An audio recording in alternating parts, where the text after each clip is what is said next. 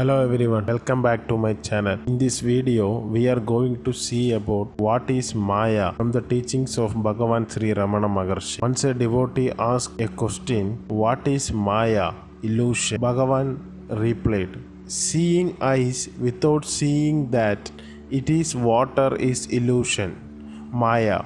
Therefore, saying things like killing the mind or anything like that also has no meaning. For after all, mind also is part and parcel of the self. Resting in the self or inhering in the self is mukti, getting rid of Maya. A Maya is not a separate entity.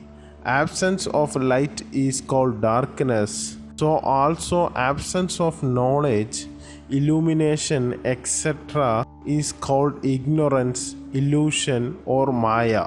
Second question. It is stated that the existence of the world is false, an illusion, Maya, but we can see the world day after day. How can it be false? By false, it is meant that the conception of the world is superimposition on reality, as the idea of snake is superimposed on the reality of a rope in darkness. That is Maya, illusion.